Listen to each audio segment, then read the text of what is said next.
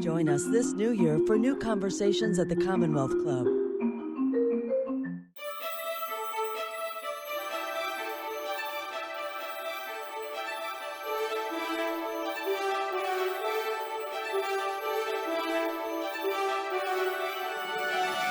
Welcome to the Commonwealth Club. I'm George Hammond, Chair of the Humanities Forum, which organized today's event.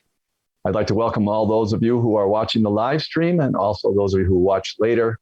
David is coming to us directly from London, and he has got a new book out, at least in the American edition, called The Art of Fairness, The Power of Decency in a World Gone Mean. David, welcome back to the Commonwealth Club. Thanks for joining us again. Thank you very much, sir. It really is a treat being here. So speaking of COVID and its effects on us, you start your book and you frame your book inside the story of BioNTech and the Turkish-German couple who were responsible for that company and one of the best vaccines that we had in a short amount of time. And use this as an example to say we don't always have to be bossy bosses and intimidating bosses and just make everybody operate based on fear rather than something else. One other thing to frame this is that you're not suggesting that everybody become mushy, and sing kumbaya in order to make things happen. You have a very nice middle road take on this, and the stories will make that clear. But let's talk about BioNTech. Yeah, well, basically, you nailed it when you talked about the middle road. If there was it was really a big thing 2 years ago to get racing on the vaccine. We know that it's been, a great success story. But vaccines normally take 5 or 10 years and with no guarantee of success. Malaria was incredibly hard, or still is hard. So nobody knew it was going to work. The world was watching, and many of the organizations that tried it totally failed. So exactly as you said about the middle path, if they'd gone too extreme, if they'd been really mild at this company in Germany and said, hey, everybody can do what they want, our job is just facilitate you, it would just fly in all sorts of directions. Plus, you would have lots of time wasters who just weren't doing anything useful. If, on the other hand, this married couple, it was a German couple of Turkish ethnicity, if this married couple who ran it had been real bullies and hard, saying fierce non-disclosure agreements, strong top-down administration, they wouldn't have gotten any creativity from the people there. So I thought it was a perfect example of how you have to trace this middle path. In the short term, you can get by with the bullying. It can get some things done. If you have a product almost finished, you can get it to roll out a little bit. But for something as massive as creating this vaccine for a new virus, unheard of, using a new technology of messenger RNA, only that middle path worked. Yeah, I think people argue a lot about different political systems, different economic systems in the world. Obviously, the human race is engaged in an ongoing experiment of how to try to make life work for us. And we've tried all different kinds of things over the millennium. But it seems to me that the most important part is not the system so much as the set of incentives that are built into that system and how much they align with people's ability to be free enough to get what they want, or at least a lot of what they want, but not chaotic, because if it's chaotic, that's kind of even worse than the total authoritarian situation. So why don't you give a little bit of example about how they did this? What's this middle ground? What did they give on and what were they insistent about? Sure. So it went through, I found that in the book, I talk about 10 different people in different areas who managed to find this middle ground. And they all do it in at least 3 areas. And the first area is listening. So this couple in Germany, they had to listen to the people under them. It turns out to get the abstract, one possible design for an mRNA vaccine, it's not that hard. You can actually do it. I think I'll put up on my website how to get a design in 60 minutes. So you use many possible designs. The question is checking if they're good, and then, of course, building it and implementing it. RNA is designed, mRNA, it's actually a little messenger in the body. It's designed to last a little moment and then disappear. Sort of like the messages at the beginning of the old Mission Impossible films, It's like burns up.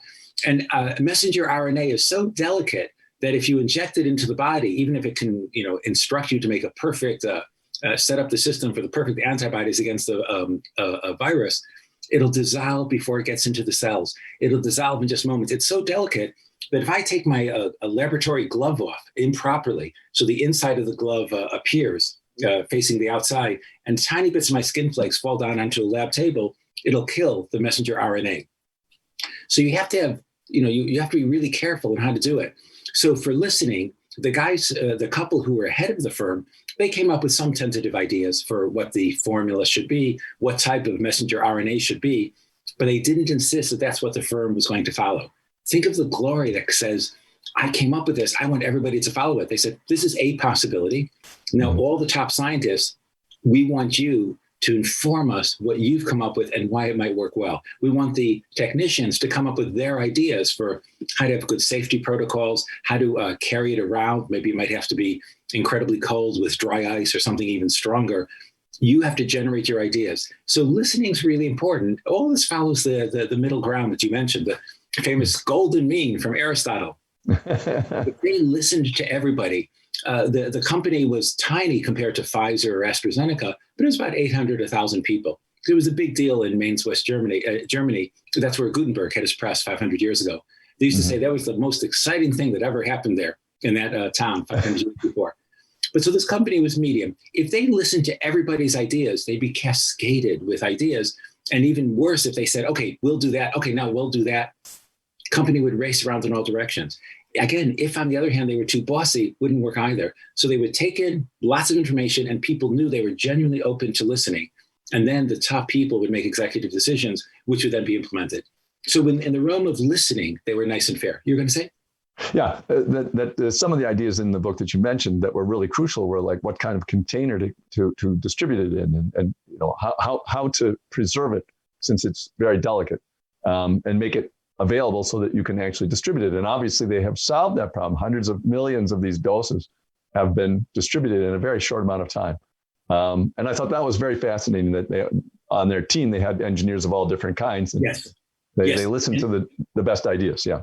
Yeah. And so the listening worked. So the couple who ran it, they'd gone to, decent medical schools in Germany, but they weren't people from MIT or Imperial College London or Caltech or anything.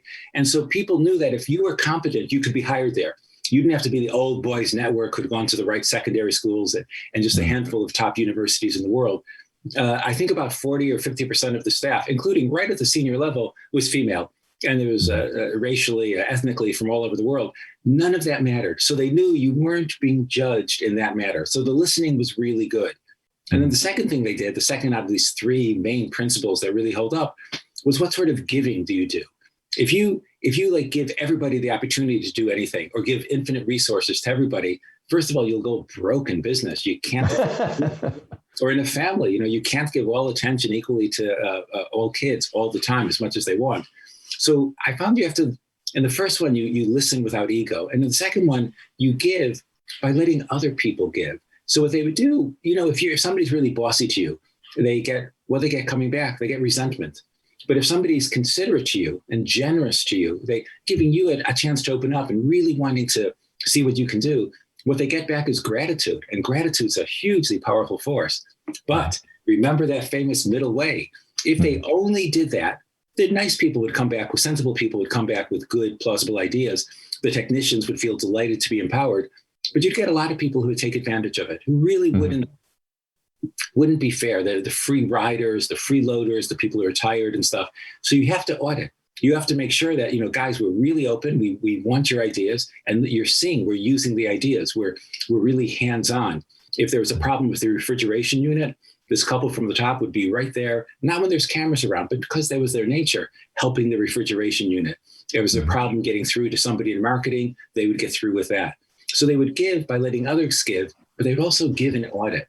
And then the final thing, with all these, this couple in particular, and also everybody I profile in the book, the third technique that really makes fairness work, that makes that intermediate path work, is you defend by not over-defending. So if you say we're going to have security guards in every lab, because it's easy to steal a virus, a formula you can steal on a hard drive, or you can just email it. You have to trust the people within reason. So they put in, but if you trust too much, that's no good. The advantage of there being the trusting and open and really used to the outside world is all the engineers there and the scientists and the technicians, they all were used to dealing with other companies. Once they realized, we're going to have to test this on tens of thousands of people, that a small company in Germany can't do it. So they had to bring in Pfizer. Well, Pfizer knew them. They started with Pfizer right before there were any contracts because they had a good track record. And their reflex was, some things we can grow internally, this BioNTech firm, but some things we're going to have to listen to other people. Everybody there was used to making connections, getting alliances, finding friends outside the firm. Now, again, if you're naive about it, you defend by not over defending, but you can't under defend either. They were, you couldn't just walk into a random lab there. They had very good cybersecurity up because the big players in the world, some of the foreign dictatorships would love to get in their computer systems and steal stuff. So they did it all. They listened without ego. They gave by letting other people give, and yet also auditing, also having street smarts to audit. And then they defended by not over defending. So you get terrific buy-in and power. There's also a motivation. You have to, what's the reason you want to do things this way? And it turns out one of the married couple who ran it was an immigrant from Turkey. The other one had been born as a child in Germany. And they were from an ordinary background. The dad of the main guy had worked on the Ford assembly line and stuff. And they knew that most Germans these days are really easygoing. But there's a certain subset, like in every country, who are really racist. 2 years after they founded their company, about 10 years ago or so, there was a book it sold over 1 million copies in Germany. It was written by a guy from the central bank explaining, he had a famous line. He said, when you let foreigners and Turks into your country, you lower the IQ. Yeah. Well, this group, they began sitting around their kitchen table. They had a nice apartment, but not incredible, in January 2 years ago. And in November 2 years ago, they got FDA approval for the testing. I think they had a valuation greater than that of Deutsche Bank. They were on the cover of Time magazine. The FT named them couple of the year, which is not bad for somebody who's supposed to lower the IQ of your host country. Well, it's always tempting to say that the immigrants are ruining everything. And, obviously America is supposed to be proof positive against it, but then we have plenty of people here that say the same thing. So you talked about giving before. I'm going to come back to a couple of ideas that you mentioned during your talk there.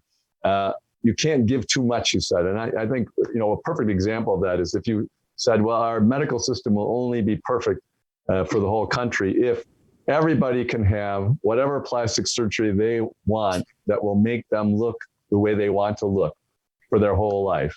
No questions asked. That would sort of swamp the system in no time at all, right? Totally. So what needs a sort of I don't know what the verb is. If somebody has street smarts, how do we describe them? You just say they have street smarts. You don't have infinite resources. You can't be taken advantage of. But what you can do is you can liberate other people. So yeah, you can't say that about plastic surgery. We don't have the resources, and some people would waste it and do silly stuff. Yeah. On the other hand, there's a lot of excellent reconstructive surgeons. I know a number in London where I work.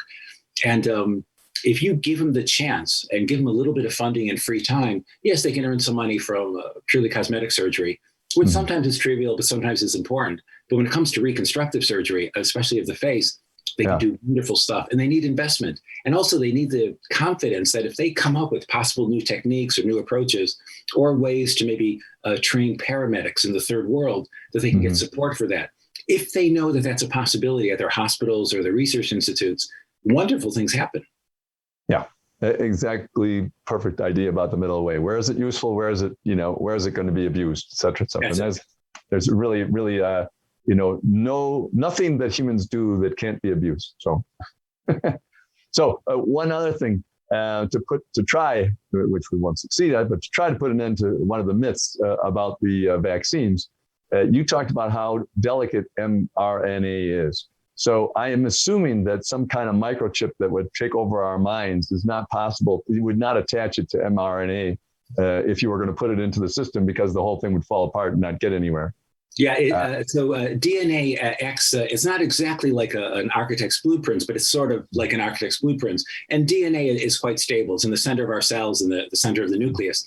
But of course, to create the proteins that our body is built out of and makes things work and operate, muscles and getting our brains working and all sorts of stuff, you need to transmit the information. Suppose there's a library somewhere where, suppose you have a bunch of architects in your basement, right? And in the basement of a huge workshop in Detroit, or a Tesla's factory in, where is it now? Texas, California.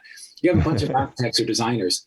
There has to be somebody who takes the architectural designs, Now we actually use the internet, which takes it, zooms through the fiber optic tubes lines, and then puts it on the table where the actual engineers start building the stuff. Now that message has to disappear as soon as it's used. Otherwise, you get a pile up and pile up and pile up. So DNA is really stable. There's some parts of DNA in our bodies that can, which is error correction, which really stay good for many, many years. But the messenger stuff that comes out is transitory. It falls apart in a few moments. So it turns out the way they get it to be stable, you wrap it in little balls of sort of a lipid, like oil. And that can, from the time it is injected, that little ball is like a little submarine around this very delicate little guy holding the blueprints. And the submarine survives until it gets into like one of our cells. And then, the whole thing falls apart. Oh, yeah. So if I were going to implant microchips in people, the simplest way would be to implant microchips, get a hypodermic and implant microchips. On the other hand, if it works anything like, most mass-produced objects, it wouldn't work that well and there'd be high pricing. I don't think microchips is the way to go. All right. Well, let's talk about the Empire State Building and that project, because this is one of your examples of how doing it differently made a difference. And how fast that building was built is also very amazing. So why don't you tell that story? It's astonishing. So the Empire State Building, which from the 1930s to the 1970s was the tallest building on planet Earth. So it was designed in the 1920s. They started work, I think, in 1929. And by the time they finished, how long did it take?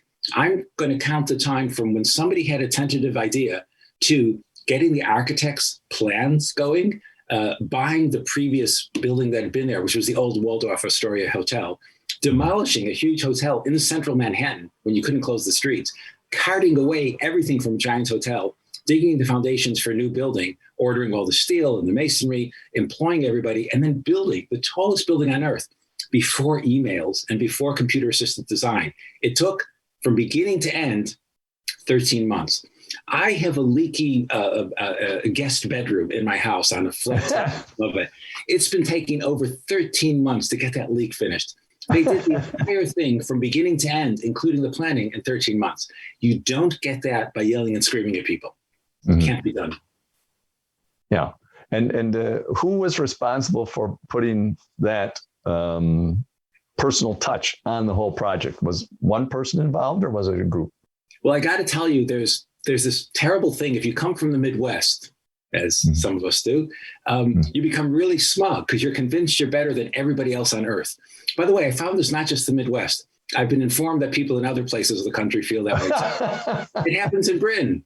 People from Yorkshire, when I told them, like in a recent Olympics, that if Yorkshire was a country, it would have been like 7th or 8th in the world in the medals. They said, well, yeah, of course, we're Yorkshiremen. So everybody has it. Anyways, me, a good Chicago and Ohio boy, for me, it's the Midwest. So there was a group of brothers, the Starrett brothers, and they were led by, the main one was Paul Starrett.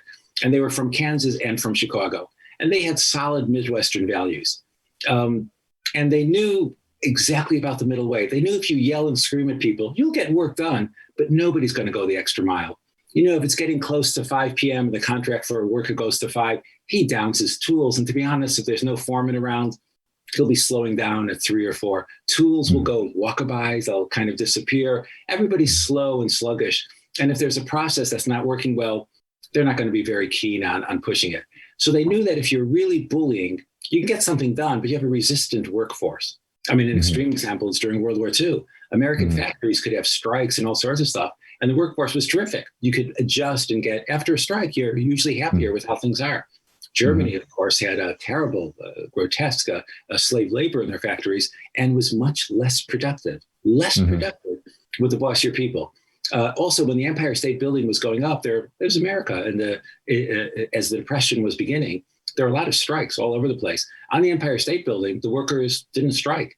The pay was about twice as high as almost every other building. Around the same time, the Chrysler Building, a beautiful building, was going up. And it was slower. It was taking longer. There was kind of a race.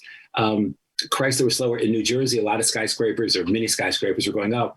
And there were labor disputes and arguments, and the foremen were going nuts. The Empire State Building just went like this. So Paul Starrett, the guy who was running it, he explained to the financial powers behind it. He said, look, I'm going to take this different approach. I'm going to double the salaries. I'm going to give people really good working conditions. If it's windy, they don't have to come. I'm going to try to make sure that not a single person dies on site. It's, the famous picture of people eating on exposed beams. It's dangerous at the time. I'm also going to take into account that, our workers, they're immigrants from around the world, and many of them have low salaries. And in almost every other construction site at the time, in the 1920s, when there was a skyscraper boom, the workers at lunchtime would have to take a break, go all the way down the building on their own time, or find a toilet somewhere on the ground floor, or try to find a cafe or a restaurant or a park bench where they could eat, and then go back in and climb back up. So, and it was pricey, a meal each time, and you couldn't always guarantee a paper bag a meal would work. So he had subsidized restaurants on about every third or fourth floor as it was going up. One of the great things when I was researching this chapter, I found somebody had discovered the original, I think it was photocopied.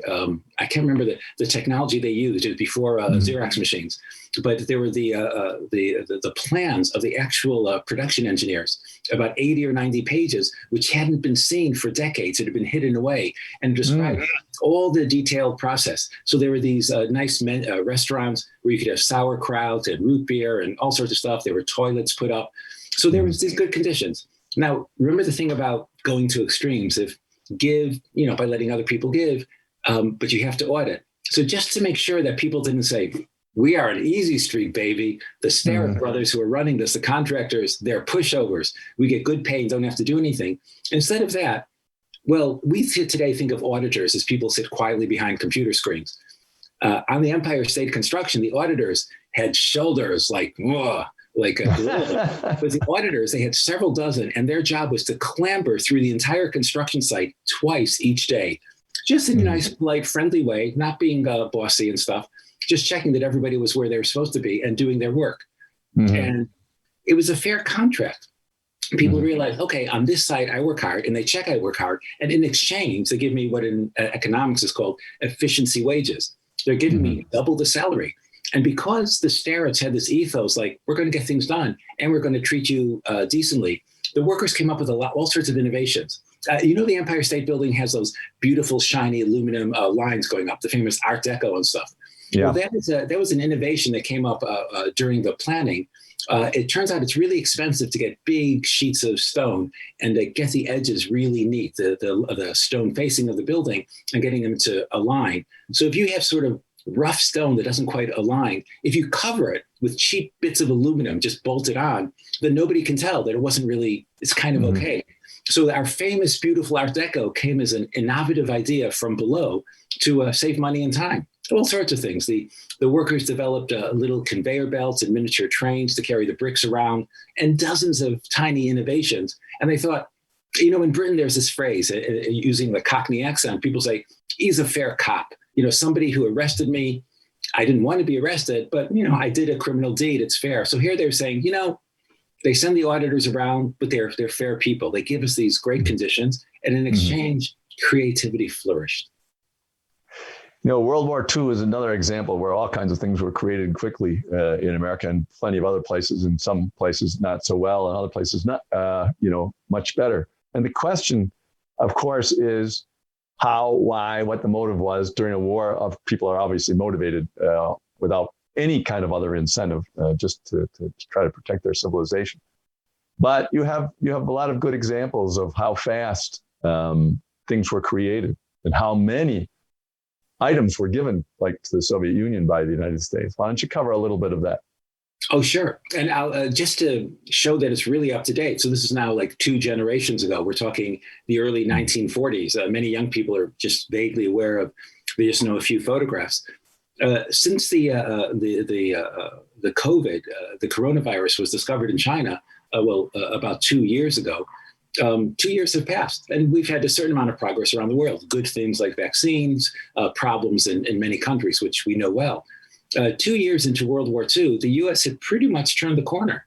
So the U.S. entered World War II at the end of 1941. So you could say like beginning of 1942.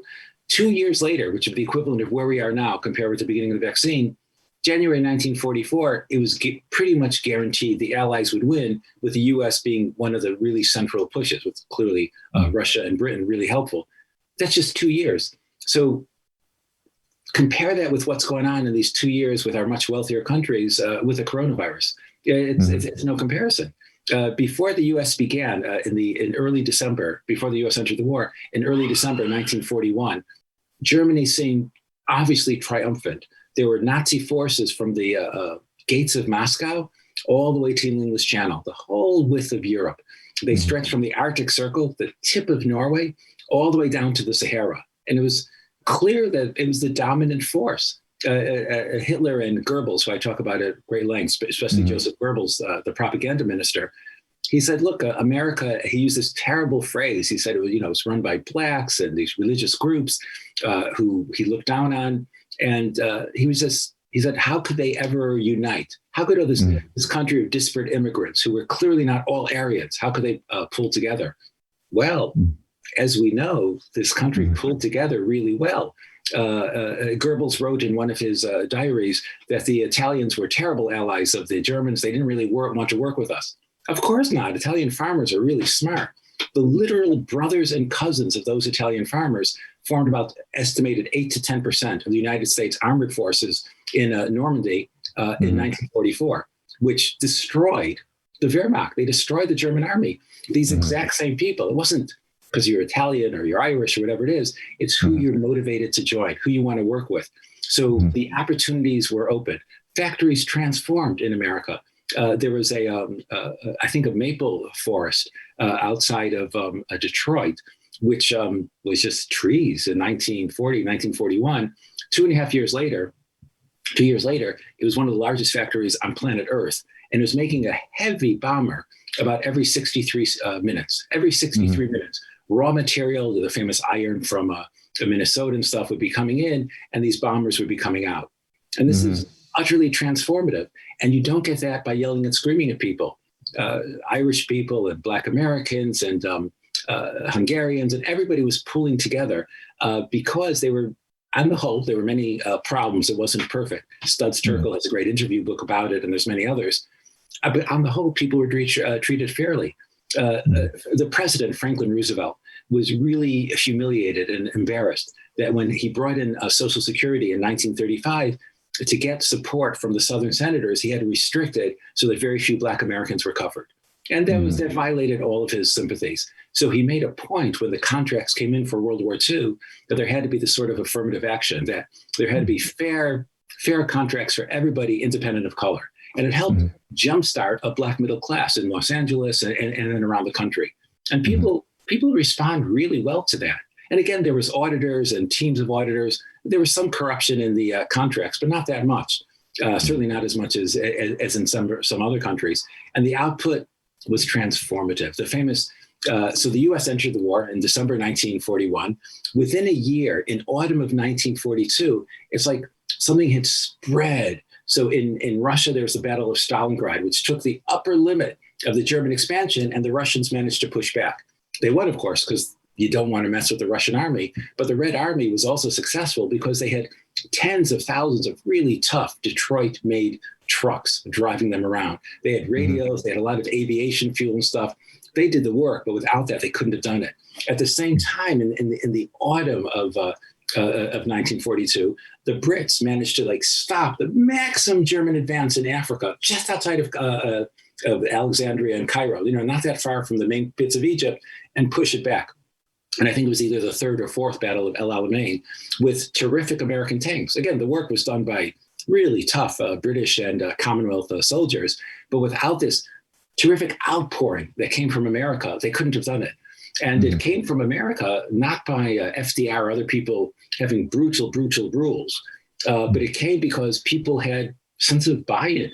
They were treated fairly. Workers, because of the unions, could be listened to. Really terrible conditions could be improved. There's this feeling we're open to ideas from around the world. There's a young man in Germany named Ernest Chain, a Jewish guy in his mid-20s. He lived I think he was in Berlin, and he was working on biochemistry and stuff. If Germany had treated him fairly, he would have stayed in Germany and worked for even a militaristic government. He probably would have. But the Germans said, "You're Jewish. We hate you." His family was attacked.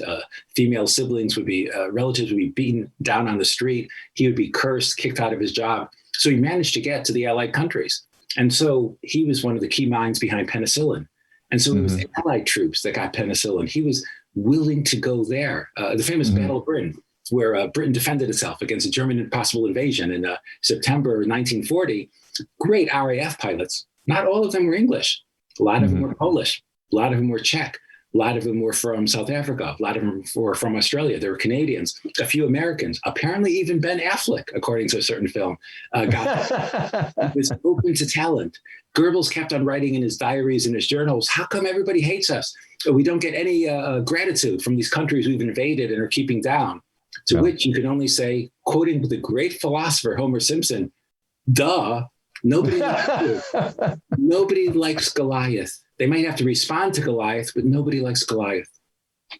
I think this is partially, supported by what people do with the language that was imposed on them. Russian was dumped out of all of the schools in Eastern Europe right after the collapse. They didn't want to hear it again. But English is still spoken all over the place, and the British and the Americans have done lots of stupid stuff, but they haven't been as authoritarian to the point where you just can't stand the people. I think that nails it, because that's kind of an objective measure. You could say, oh, Bodanis is a quiet writer sitting in this book-lined study. He can say whatever he wants. I'm not convinced. The world's a rough place. But if you find that these principles, finding that middle line of fairness, which you can call firm but fair, you find that, wow, that makes Allied forces more effective in World War II against this great evil. That's really impressive. If you find the example you gave is actually a great one. Why do people in those countries, in Eastern Europe and all around the world, why do they choose to learn English rather than Russian? You could say, well, it's the international language, which is to some extent true. But then why do they want to go to high school exchanges in America, or go to university or postgraduate stuff, graduate stuff in America rather than in Russia?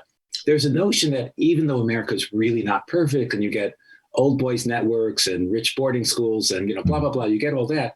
There's still this notion of fairness. There's still this notion that if you qualify, and there's all these systemic problems, but if you manage to push through that, or it's not quite so bad in some areas, you can nail it. You can rise up and get connected and be treated decently. Even, can you imagine what it's like? It's like a biblical exodus, pushing through some of the borders with your family with no resources. Imagine trying to make a living in San Francisco without a high school degree and no work record. There's hundreds of thousands of people who are willing to try it, and they really, really work. Very few of those people will go to Russia if they have the opportunity. There's a feeling that, I could rise in Russia by making friends with an oligarch or making friends with the dictator. But if I just have a good idea and really push hard on it, it's going to be appropriated. It's going to be taken over. That's why many people leave their own poor countries. In no way are the people in those countries inferior or lazy. My God, they're not lazy at all. But they know that they won't be treated fairly. Think if you've ever been in a bad company or bad relationship, you want to sell. Right, you're going to be like that. I'll go on strike. Doesn't work.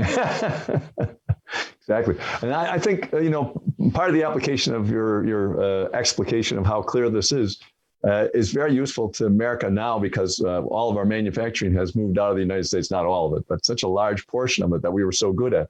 And people are afraid now we're dependent on everybody else. And this is scary, et cetera, to not be able to do this anymore. But we can do it. We know how to do it. We could, if we were forced into the situation, America could, in 2 or 3 years, have manufacturing plants of, top technology and everything, all rebuilt in America. If that was necessary. If it's not necessary, why do it, right? Well, that's one of the great arguments for clean energy, totally aside from the environmental arguments, which, of course, the environment is a very, very strong argument. You can transmit, especially if you use direct current, you can transmit electricity pretty far. The south of England gets a lot of its electricity through cables that come from France under the English Channel, which is really impressive. 30 miles, 40 miles, some of them can be longer. France has extra electricity, but you can't really, at the moment, we can't transmit it across, from continent to continent. So the new construction for clean energy is going to be in America. It's going to be the huge, huge wind turbines, really big ones, powerful ones, maybe deep offshore. Engineers love this sort of stuff. No engineer for BP or Shell or Exxon, they don't like coming home and having their teenage kid said, hey, Dad, what have you done to destroy and burn up the planet recently? They kind of fussy, they don't like it. But engineers will build what they're asked to build and what they have the resources for. I can build an oil refinery. I can build a oil drilling, or I can take that offshore platform, say in the Gulf of Mexico, and I can put wind blades on top of it, big ones, blades longer than a modern jet's wing.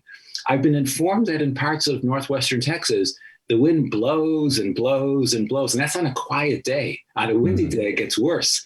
So there's great opportunities for this, and this will be jobs within America. It's really, it's really very impressive. Great opportunity.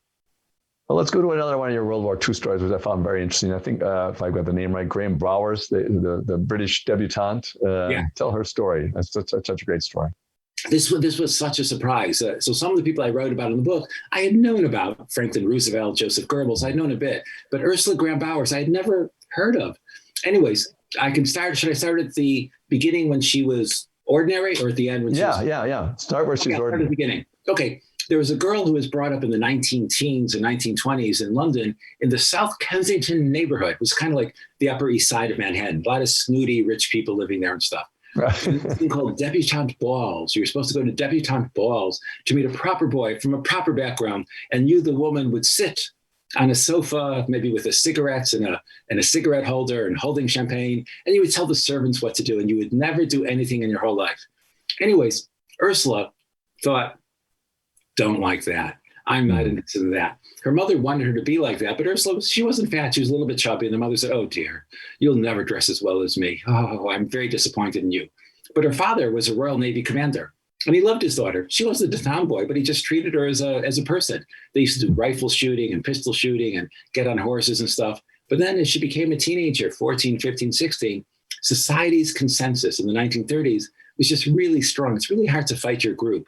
Oh, her mother would say, you don't really look good in those ball gown dresses, but I suppose we'll have to send you to the balls anyway. She didn't like that. So she escaped. Oh, and by the way, she was a good student in high school. And she wanted to go to university to study anthropology. And her mother said, darling, it's not for women, really. Yeah. We have fun, so your male cousin could go.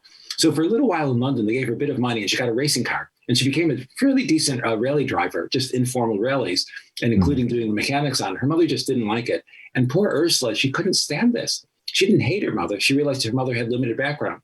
So she went off to the northeastern part of India, right where it borders what was then called Burma, what is now Myanmar. For simplicity, should I use the word Burma or Myanmar as we chat now? Burma is fine because that's what it was at the time. Yeah, I'll use Burma, which is the name now, which is no disrespect for the modern shift in the name. So right. She was there, and at the beginning, she hung out with the wealthy English expatriate crowd, where the boys would play polo and the girls would try to swoon at the men playing polo. She was bored out of her mind. She said, "Oh my God, this is like South Kensington with more mosquitoes and jungle around us. This is not an attractive place to be." So then some of them said, there's charming jungle around here, and there's most curious natives. Let's go on a motor car journey into the jungle. Mm-hmm. So she went with some of the people a little bit into the jungle, and they said, oh, look, these primitives. And she thought, these are human beings around here. So when her friends went back to the British clearings, she arranged to stay. And she arranged to stay with what were called the Naga people, N-A-G-A. And it was really tough land. It's the highlands that come down from Tibet. So the language they spoke was a little bit like India, the Indian languages, Hindi and stuff, but also a little bit like Chinese, Tibetan languages, kind of in between. Mm-hmm. She learned the language. And at the beginning, the people weren't mean to her, but they didn't really trust her. She was this sort of rich outsider. She said, oh, I will make friends. I will give you free food. Well, they were really scared because the last time somebody had given them free food was a real jerk from the British authorities who gave them what seemed to be free rice and grain. And then after they used it, oh, by the way, there's 120% interest compound payable now. If you don't, you don't have cash, do you? We'll take over your land. So they were really apprehensive. So if she gave medicines, it's like some sort of weird white savior coming in. She didn't want to be a part of that. So she spoke to some of the people where she was staying with, and she said, look, I really want to learn your language and be connected. They didn't trust her.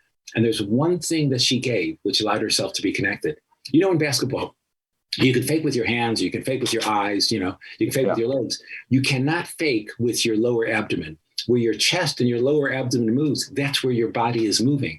And good defenders know to look that way. They won't get taken away with a head fake. They look where the center of gravity is going. So what's the equivalent for Ursula?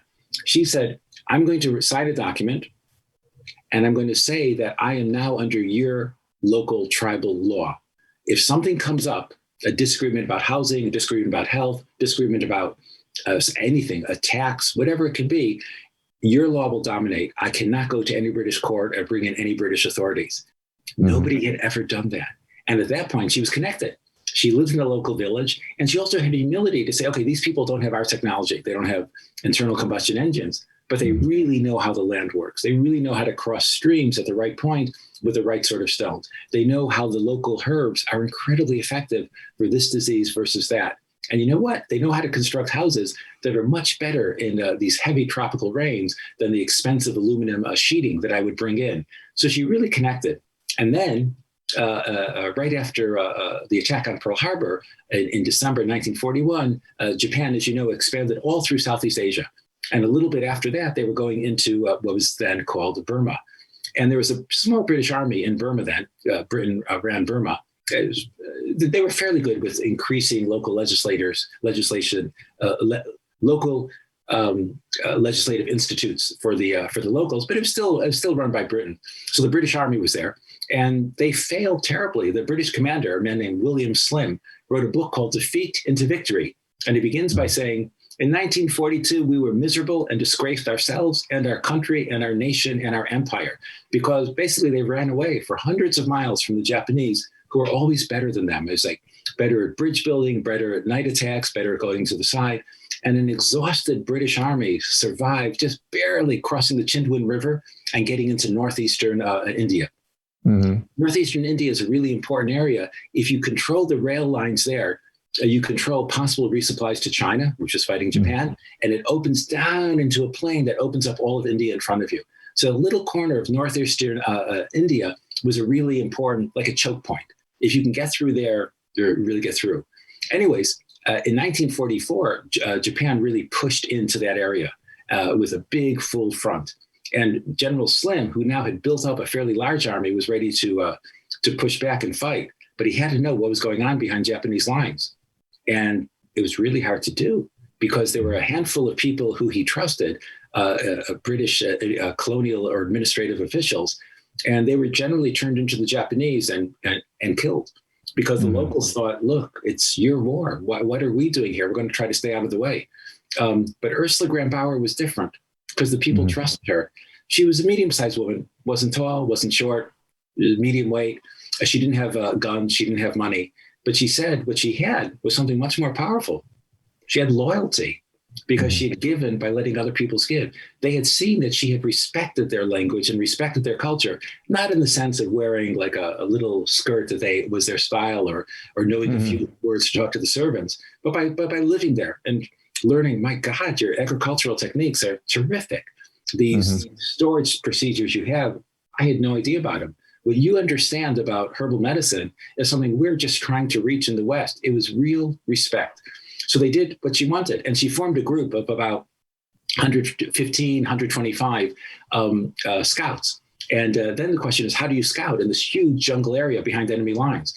And so Slim's people on the lowlands, they tried to send in some soldiers climbing up through the mountains and hills through the jungle to bring crates of guns.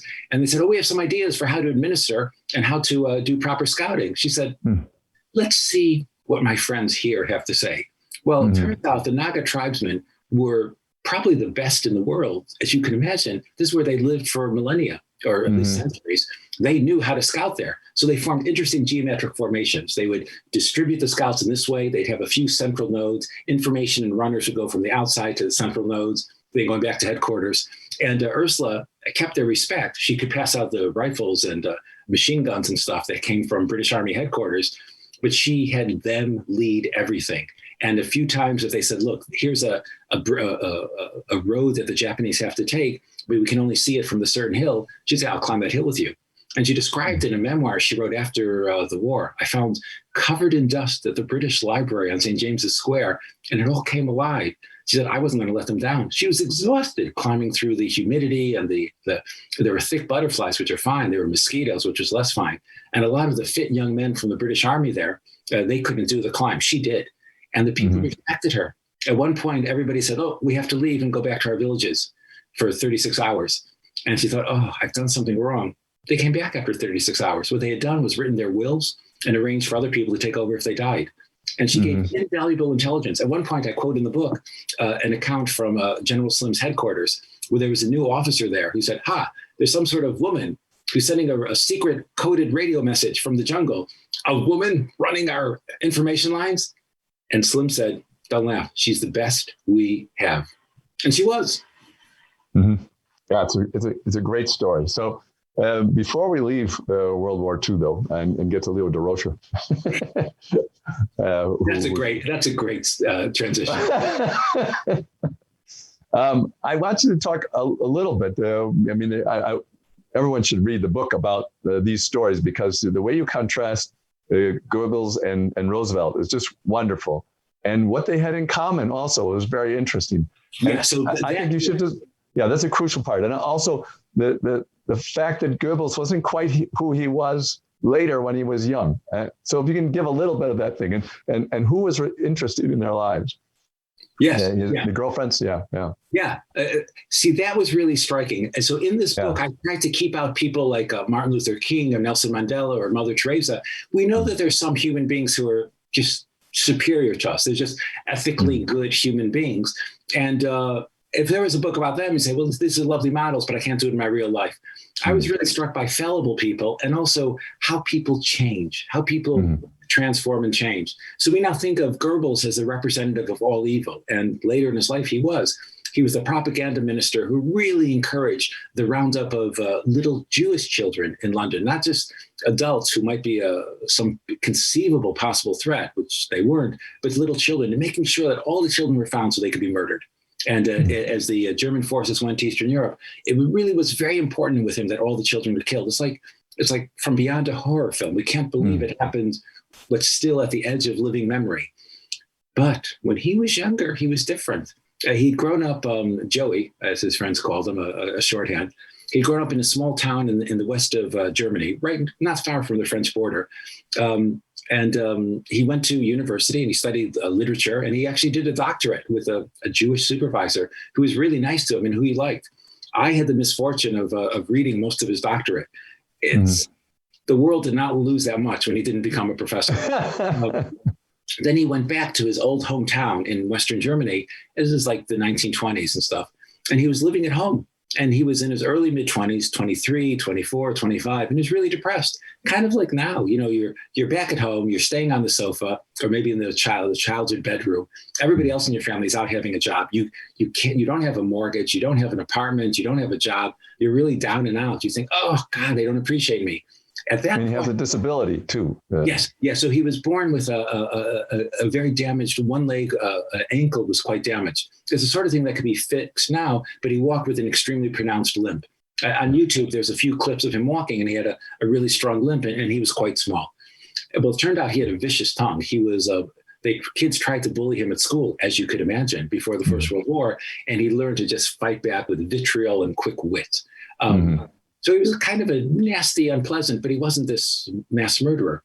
Anyways, he met a girl who he really liked named Elsie Yanka when he was in his mid-20s. He was about as old as the century. And it turned out she was Jewish. She was a school teacher in the town, which was sort of one level above his family. And she was really nice. And I managed to find and quote from in this book his journal from the time, letters that they wrote, love letters, and including she got him a blank diary where he was going to write his improvements in life.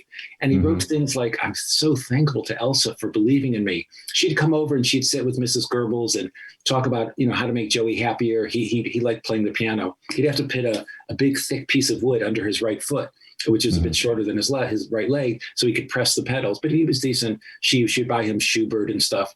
And he started doing push-ups in the morning. I think he put ointments on his hair so he'd be more lustrous. And he said, this anti-Semitism is really overrated. It's an excuse for inadequate people.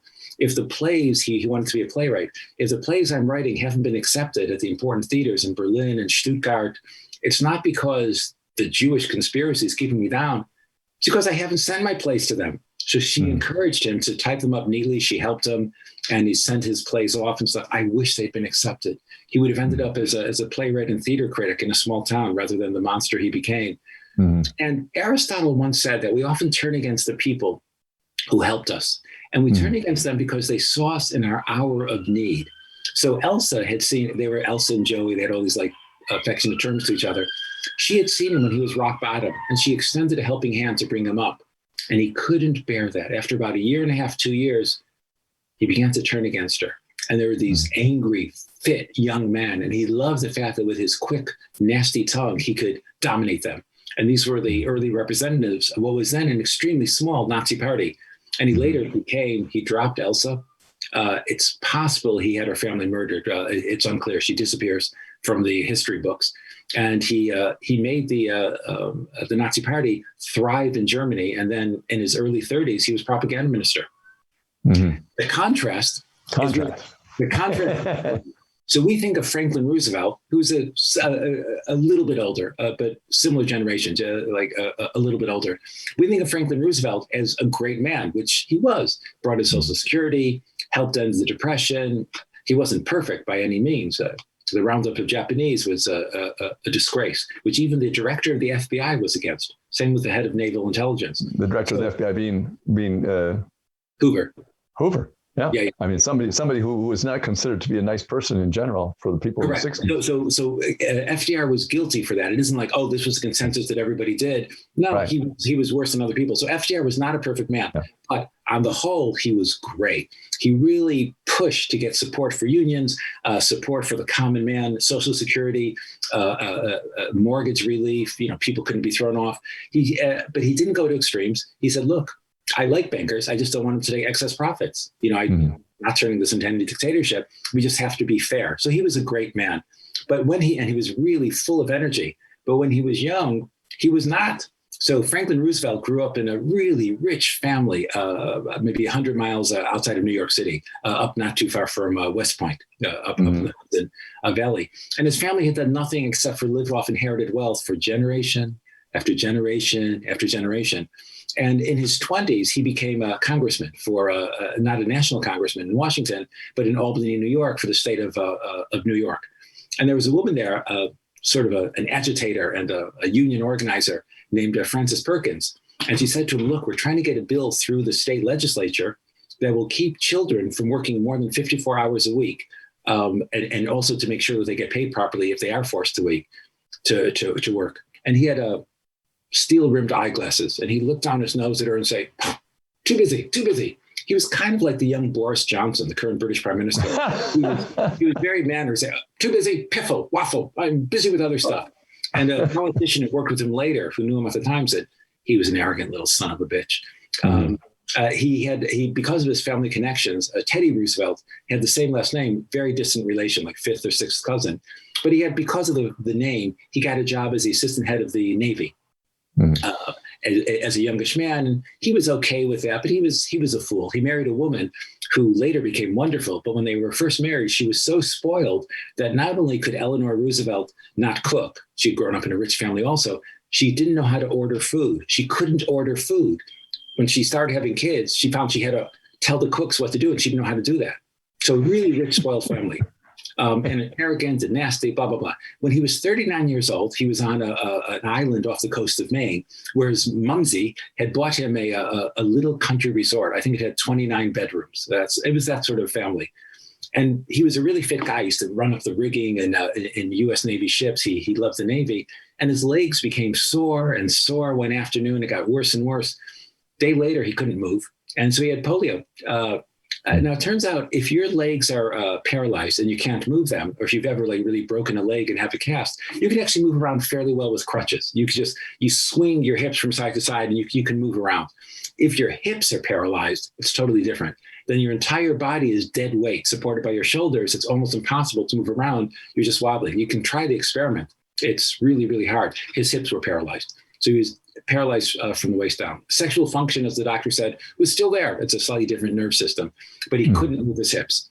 And for a while, he was totally incontinent. He really hit rock bottom. He tried to go to work one day. I describe it from the account of somebody who was with him. Right.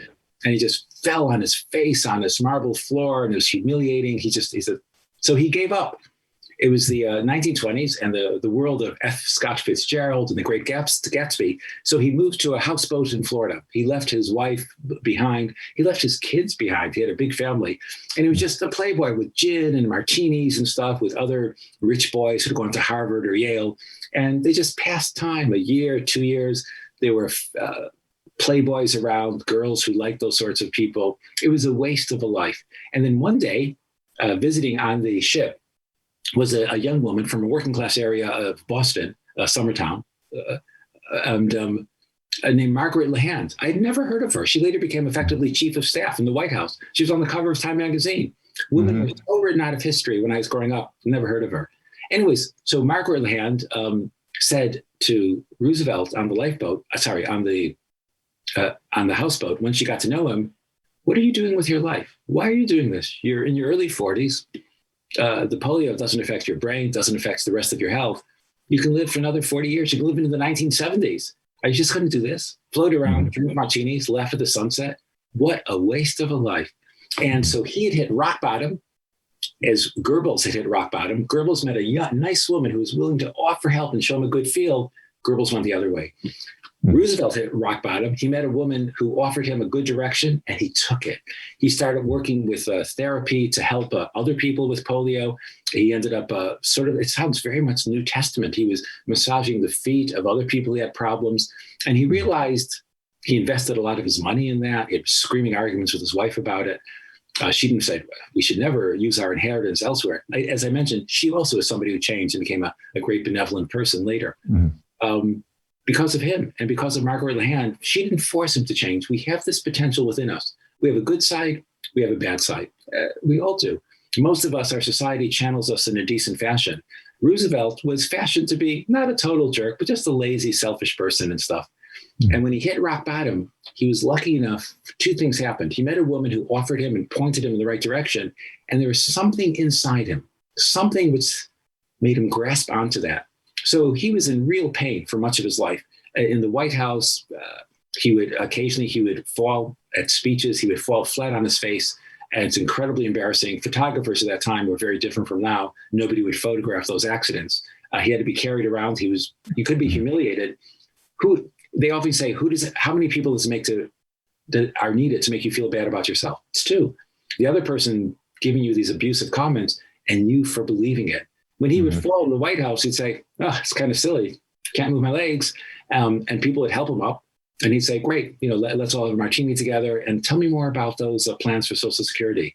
So he used that experience in a good way.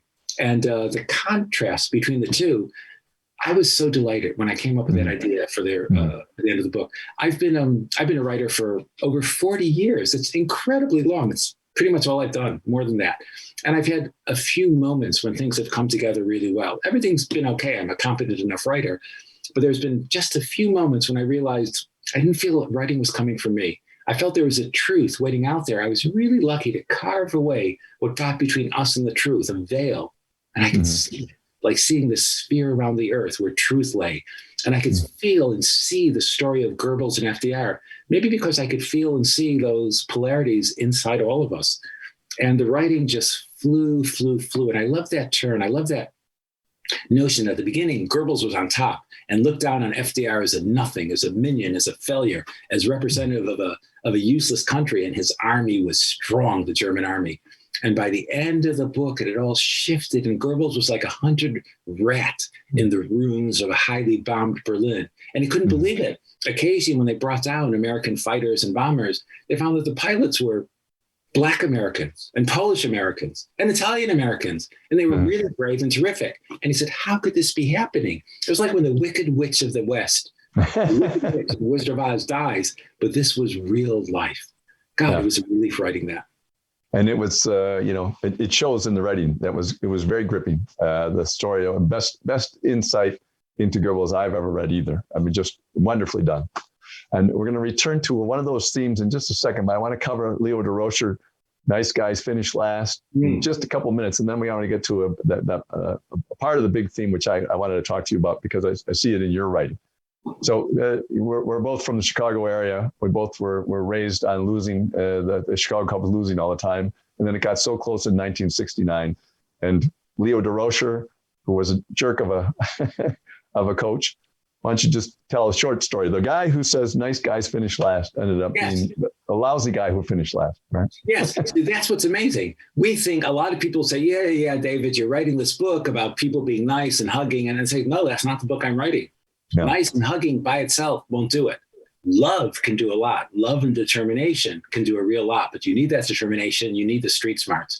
So Leo Durocher was a cynical SOB. He was he was a decent baseball player. He wasn't great. He was on some of the great teams in the 1920s, then became a coach and manager and stuff. But he was quick, and he was relatively short for baseball players of the time. He had that funny Canadian, French-Canadian name in French, Durocher, and people made fun of him. He called himself Durocher, trying to be tough. So he got a certain amount of abuse. But the only thing he had was his toughness and his ability to cheat. So when he was sliding into second base, he was a quick shortstop, but not incredible. He was sliding to second base. He'd put his spikes up.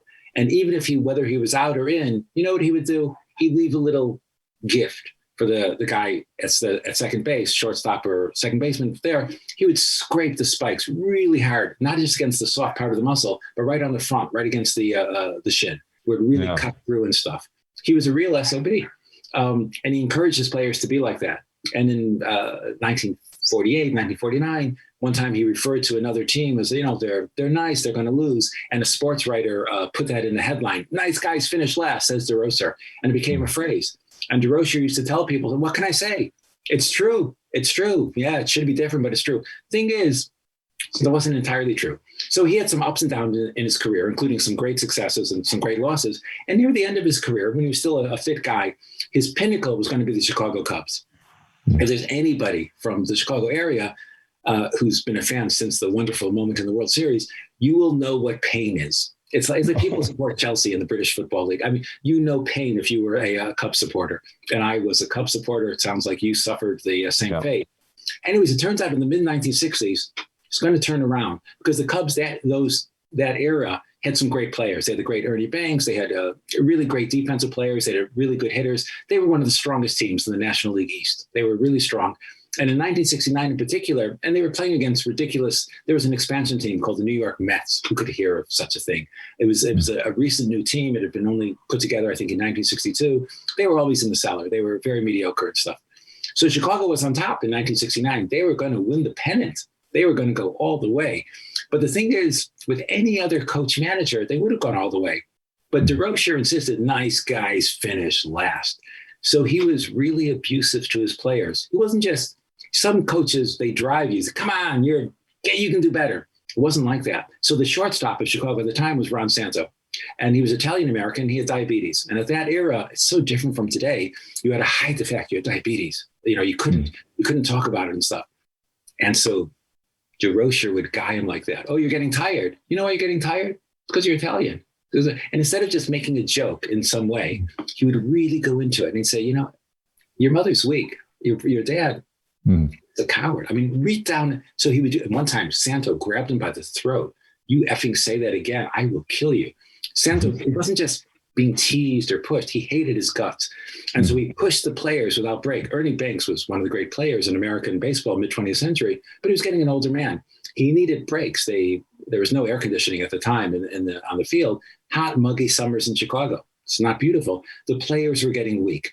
And then he was really abusive to the umpires. And not just, I'm going to stand up for my men, but he would try to get them quietly and really like whisper cruel things about their family and their wives, but not in a joking way. Somebody said that whether Durocher managed to unite the Cubs against the umpires, he certainly united the umpires against the Cubs. And opposing players hated so much the way that he treated them with all the cheating and stuff, that they would bring their very best game against Chicago. And he tried to present himself as a charming curmudgeon. He wasn't. One time there was a fan who said, hey, Leo, come on, you're not doing that well. Leo, you're not doing that well. So Leo nodded to an off-duty policeman who was near him, grabbed that fan when nobody was around, took him to a closed room, This was before Chicago. It was in New York, but when he was managing, took him to a closed room, locked the door, and then held the guy from behind. And Leo started punching him. DeRocher started punching him. And not just, you son of a bitch, don't say it about me, punching once in the stomach, let him go. Started punching him in the face. Turns out, if you punch somebody in the face, your knuckles really hurt. And they're usually okay. He punched and he punched and he broke the guy's jaw. The guy couldn't breathe. He was choking on his blood and he kept on punching. So there was a court case about it later. The guy took him to court. And the policeman who had followed DeRocher first was calling out, Leo, what are you doing? Leo, stop, for God. So he wasn't a cute, charming guy. He said, this is how things work. If somebody's weaker than you, crush them. Anyways, the weakest player, the weakest manager that he saw in baseball was a guy named Gil Hodges who ran the New York Mets. And he said Hodges was known as being one of the nicest guys in baseball. One of the fairest guys. So he said, he's a softie. Well, Leo DeRocher had spent his life playing a game where grown men dress up in little children's outfits made of like felt and stuff, and they hit him around. I love baseball. Gil Hodges was the son of a coal miner and had fought in the Battle of Guadalcanal and was decorated for valor in combat. He just didn't go on about it. He didn't brag about it. So he was dead fair to his players in New York. If somebody did something wrong, he would discipline them. Somebody who was really lazy, take him out of the game. Wouldn't it be mean? Said, didn't perform tonight, you're out, even in front of a full stadium. But the next morning say, yeah, that was yesterday. I trust you. You're a good guy. You learned your lesson. You'll be a great player. He was like that consistently. And the Mets beat the Cubs. The Cubs started losing this incredible losing streak. I know because I was there. I was cleaning the stadium. I didn't always finish my school days. December of 1969. Young David was ill and at home, quite a lot at home. Yeah. The Cubs folded, and the Cubs folded because his players hated him. This guy who said nice guys finish last, he himself, he didn't finish last, but he lost to the Mets, who won the pennant. They triumphed over Chicago, not by being soft, not by just hugging and telling stories. You get these medals for valor in Guadalcanal, you're not a softie, but by being fair and decent. Cubs lost, Mets won. Well, I want to take just a couple more minutes before we wrap this up.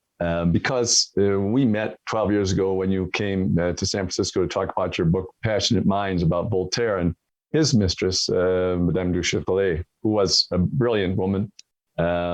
As you write about in the book, she was the one who translated Newton into French right at the time that it was happening. So I've seen that there's a pattern here. You admired this mistress of Voltaire. You admired the woman who Goebbels was with before he got married. You admired Missy LeHand, who made Roosevelt into a better man than his wife was doing. And so I found it fascinating at the end when I got to the acknowledgments that you mentioned Kathleen. And so I was just wondering if you talk about in this sort of middle road thing, but you're not following a set of rules about society. You're following a set of emotions, how to do something. Totally. The heart comes first. And I'm very touched that you mentioned Kathleen. The woman I dedicate the book to passed away just a few years ago. And I lived with her through my 20s, a lovely woman. She was half French, half English. We lived in France for 10 years. And I wasn't awful to her, but I didn't treat her fairly. And it's stuck on my conscience the whole time. We really should have. It's hard to say in words. Who knows why a relationship ends? But I wasn't honest. I wasn't consistent. She was a good person. Not perfect. Nobody's perfect. Yeah. So in the acknowledgments, normally acknowledgments in a book, people say these cute little stories. Oh, I want to thank my editor was perfect, and my these friends who helped me. And it's all true. And I have charming, funny things in the rest of the acknowledgments. But for her, I wanted to tell the truth. So I wrote the first 4 paragraphs of the acknowledgments. Took me 5 weeks. My editors, in a polite way, said, David, why don't you get on with it? But I told the truth. I didn't want to tell just cute stories. And I didn't want to overdo and be maudlin, but I just wanted to honestly capture this person who's no longer with us and what was going on. So those are my favorite 4 paragraphs, I think, in anything I've written, because I feel I captured it. All of us have diverse. So there's 2 reasons I write about women so much. One is I grew up with strong women. I have 5 big sisters. I had 5 big sisters as time goes on. So one of them passed away. And, Midwest, people are people. So I grew up with strong women. So I'm open to, to seeing strong women, strong men, interesting, just good people. So in that sense, I'm not prejudiced. at least explicitly in that direction. But there's something further. All of us have parts. I mean, most of us don't have the nasty parts that Goebbels does, but we have better and worse parts. We have this and that. And very often, our partners are really important. Sometimes it's our career. Sometimes, weirdly, it's our own children. But often it's our partners who will help pull us from one channel into another, one channel into another. At one point, I talk in the book about, was America racist in the late 1930s? And when Jesse Owens went to New York after winning doing so well in the 1936 Berlin Olympics, he was barely led into the hotel. He had to go to a side entrance, I think, in the new Waldorf Astoria in New York City. That's terrible racism. On the other hand, he was in New York because of a huge parade where several 100,000 New Yorkers, Black and white and Latino, everybody came together to celebrate him. So was America at that time racist or non-racist? Answer is obvious. It was both. Both potentialities were there. Good leadership can bring out one direction. It's like recessive genes. Some things bring out one recessive gene. Other things bring out another.